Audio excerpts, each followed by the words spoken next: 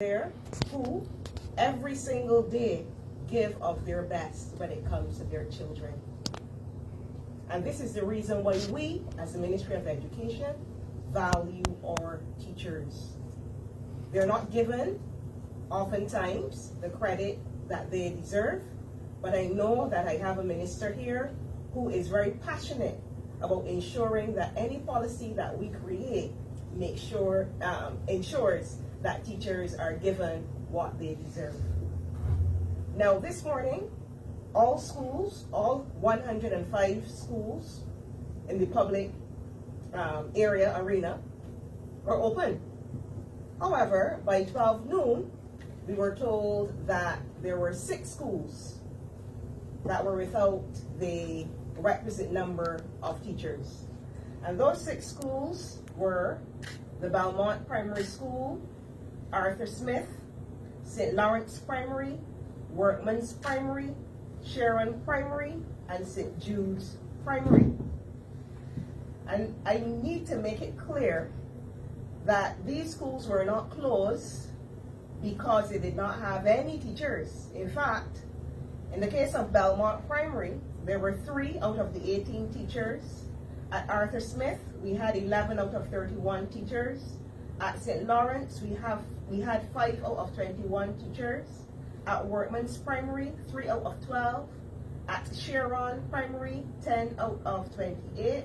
And at St. Jude's Primary, we initially had 17, but by 12 o'clock, several of them had left. It is against this backdrop that I want to commend all the teachers who showed up today.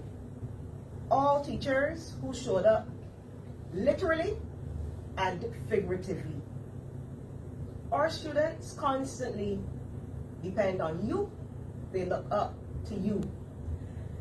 It was very surprising for me as Chief Education Officer to learn yesterday in a meeting with the Barbados Union of Teachers that the Ministry of Education had until 4 p.m.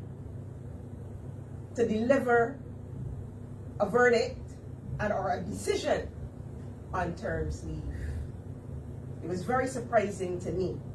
And it was very disappointing that even having explained during the meeting that we are even closer now to having a decision that we were 3 years ago, 7 years ago, 10 years ago, that the Barbados Union of Teachers still went ahead and decided that strike action or sickout was the way to go.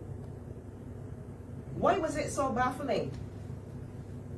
It was baffling because it was very clear to me during the past several months that there was no breakdown in negotiation, no breakdown in communication. And I would urge the Barbados Union of Teachers and all other unions to continue to operate in the way that we have operated before this unfortunate situation.